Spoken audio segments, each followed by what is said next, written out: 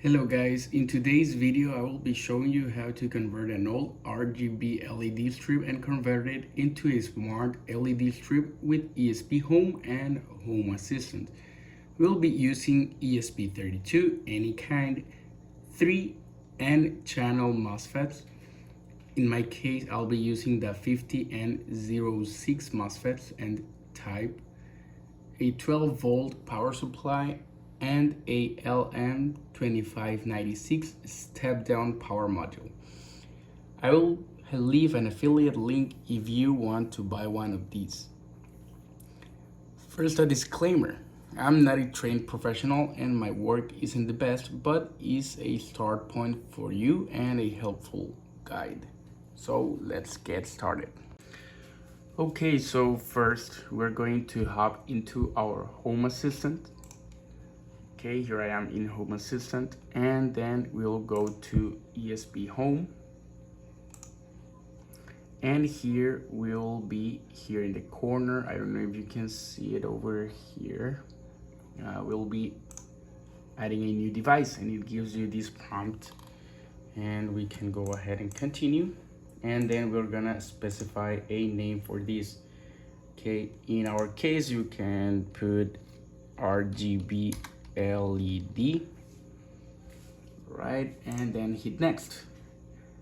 After that, we'll be selecting the type of this one.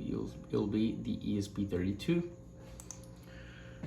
And then we'll be hitting here where is, well, we can skip right now and let's go here to edit. Okay, so here we'll be seeing the source code for the ESP32. Okay, so first we have the name, we can change that. After that we have the board, then we have this encryption key which we'll be using later, so we can go ahead here and copy this and save it somewhere we can access it later. Okay, because with this key we'll be adding the device to Home Assistant. Okay, after that we can go ahead here in the SSID. We'll be having secret Wi-Fi SSID.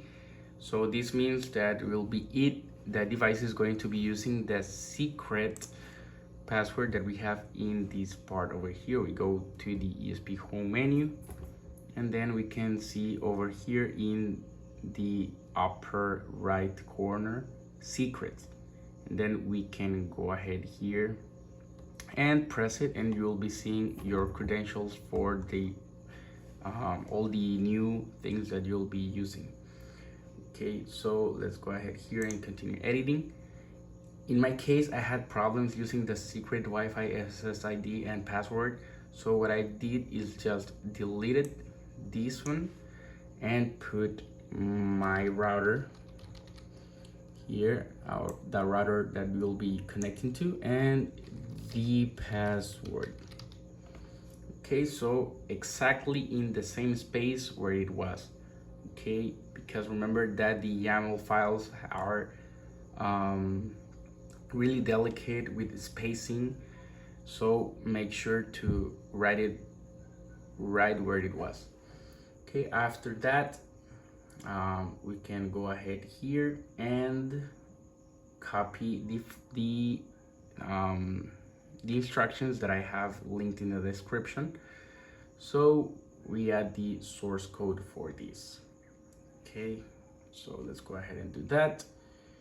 In case I have them over here, so let's copy them.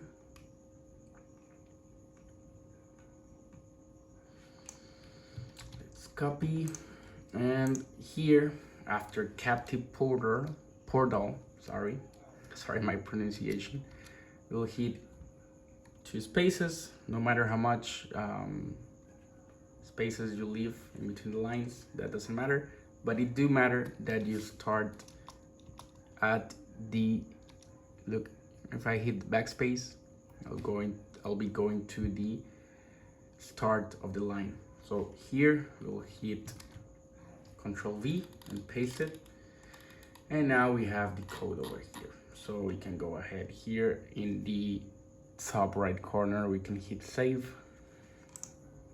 It'll be saved. And we can close it. And after that, we can hit the three dots and hit validate. And as you can see, I'm having the green check mark over here. So that means everything is fine. So I can go ahead here in the bottom right always. We can hit install, plug into this computer, and then we wait until this download project gets blue. Right, so let's just give it a moment. Okay, so our link just turned blue, so we just make a click and it will start downloading our file. Now we just hit open ESPHome web.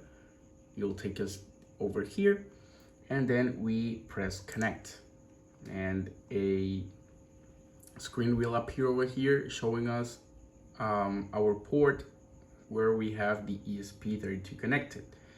If it doesn't appear to you, I will suggest you to install the correct drivers for your ESP. Okay, so after that, we just hit connect. Then we hit install and choose file. And we check the file we just make, and then just hit install. When you hit install, make sure that you'll be pressing the boot button on your ESP before pressing install. Okay, so I'll be pressing boot right now, and after that we'll hit install. Okay, so let's just make that. I already have it installed, so I'll just close it. Here you will say once you finished, congratulations, the installation has finished. And then after that, you can close this screen and go back to Home Assistant. After that, you can disconnect the ESP32, connect it back again, and wait a few minutes until it shows that it is online, just like this one. This one shows online over here. After that, we're almost done. The last thing we have to make is just the connections. So I will have the schematics on the screen. You can pause it if you want. We'll be connecting the positive 12 volts to the positive power supply, and then the negative will connect it to the drain of all the MOSFETs. As you can see right now, they change color while I'm doing this because I do not have connected the grounds. Okay, we do not have the grounds of the ESP and the power adapter connected yet. Okay, just remember always to connect grounds together. Okay, because if not, this is going to happen. You will not be able to control the LED strips. So after connecting all the components, the project is basically done. Okay, so the last step we have to make, always remember to install the components to the ESP32 while it is powered off. Okay, so don't use it while it has power. After that, we just come here and you'll be seeing in notifications, usually you'll see new entity discovered. So you just go ahead and configure it.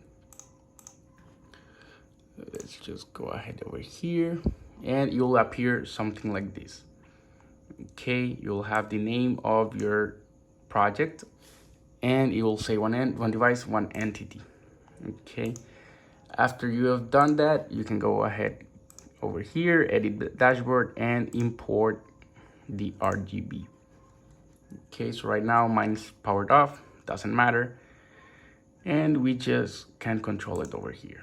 You can touch it while it is powered on to see the colors. Just give me one moment to make that. Okay, so let's go ahead and test it. Right now I soldered all the components as is in the schematic. Okay, so let's go ahead and hop into Home Assistant and turn it on, and voila, it works. Great. So let's change color to see if it works. Let's change it to blue. Okay, blue is correct. Let's turn it red. Red is right, and let's turn it green. Green is okay. Maybe this is green. Okay, so it works. Now let's put it into a shine. Let's go with white, and it works perfectly. Okay, so that was it for the video, guys. Thank you for watching all, and I'll see you next time. Bye bye.